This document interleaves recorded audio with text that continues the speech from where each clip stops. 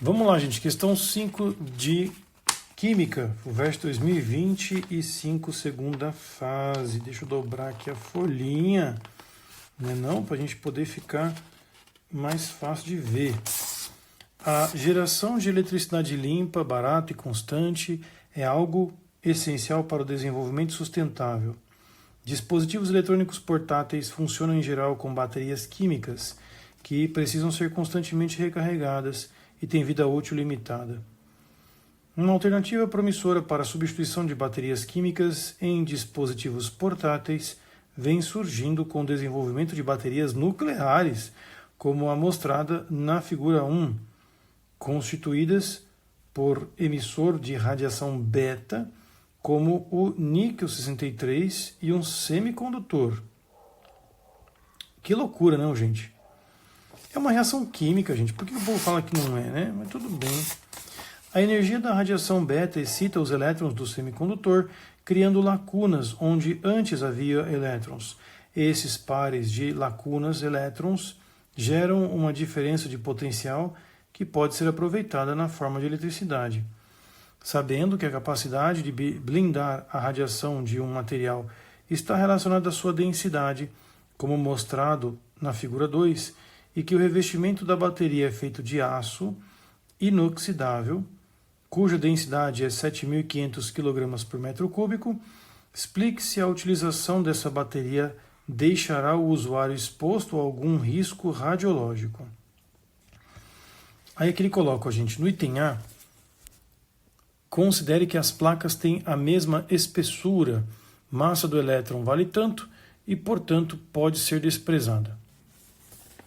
Bom, nós temos aqui as densidades da pele humana, do alumínio e do chumbo.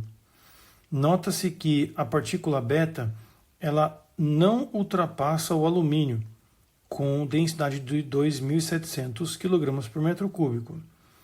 Significa, portanto, que a partícula beta não ultrapassa alumínio e, com certeza, não vai ultrapassar o aço que ele coloca aqui, a sua densidade. Então, a explicação, de fato, fica em torno disso. Na questão 5, item A, a pergunta é referente a riscos. Não haverá risco. Não haverá risco, pois a massa específica, a densidade do aço é maior que a densidade do alumínio, que bloqueia, né? Bloqueia a partícula beta. Logo, o aço inoxidável também o bloqueará. Beleza? Essa seria a ideia, gente.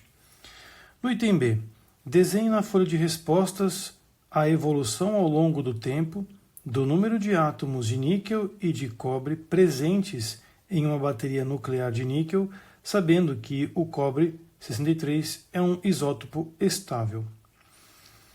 Bom, ele não pede equações químicas, né? Ele só pede para fazer o gráfico.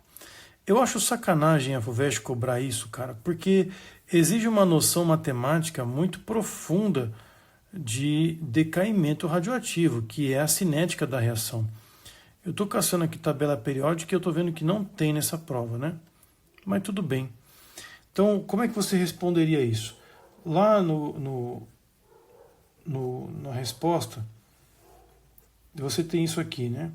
O átomo de níquel, 63, e aqui o tempo. Depois você tem o cobre,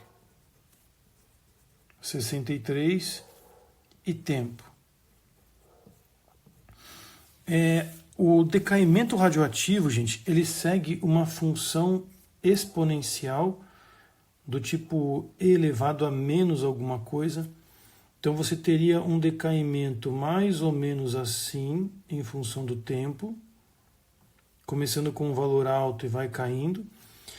E no caso do cobre, não teria nada formado no início, ele vai crescer de forma contrária, certo? Não há necessidade dos dois atingirem a mesma massa, mas eu tenho um valor lá que vai crescendo e vai ficando cada vez mais difícil esse crescimento, certo? Então esse seria o aspecto visual dos gráficos. Agora é de sacanagem a FUVEST cobrar noção gráfica de função exponencial de um decaimento radioativo que não se explica, né? A velocidade da reação ela é dada por menos Kzinho e a concentração do níquel. Agora, esta velocidade pode ser calculada pela variação da quantidade de átomos de níquel em relação ao tempo, menos K, concentração do níquel. Ao fazer essa brincadeira aqui, que cai muito no ITA, você conseguiria descrever uma equação que fala da quantidade de níquel igual a uma quantidade de níquel inicial vezes exponencial número de Euler menos constante cinética vezes tempo. No caso da concentração de cobre, você teria uma concentração de cobre inicial vezes uma exponencial mais Kt. Então é muita sacanagem, cara, cobrar esse tipo de resposta, sabe? No caso, até vou me corrigir aqui com relação ao meu gráfico, porque como é exponencial, né, a gente teria que fazer um gráfico que cresce assim, né? Poxa, exponencial, Felipe. Me empolguei na parada aqui, gente. Entendeu? Então, ele tende a crescer, mas não vai... perdão, estava certo, estou viajando na maionese. Você tem um gráfico que estava crescendo, mas tem um limite, certo? Que vai modular aqui com relação à constantezinha. Então seria esse o perfil gráfico, gente. Muita sacanagem a FUVEST fazer isso com vocês. Próximo, item C. Assuma que essa bateria é operacional até que 75% da quantidade de níquel seja consumida. Qual a vida útil da bateria em anos, sabendo que o tempo de meia-vida do níquel é de 100 anos? A massa da bateria aumenta, diminui ou se mantém ao longo do seu tempo de uso? Meus caros, como ele coloca que a massa de elétron é desprezada, e nota-se no próprio texto que o cobre e o níquel têm a mesma massa molar, você já poderia dizer, nessa última resposta, que a massa da bateria se mantém. Ela não vai mudar. Você até poderia colocar, né, níquel 63 vai emitir uma partícula beta e se tornar cobre 63. Dessa forma fica evidente que não há realmente mudança na massa.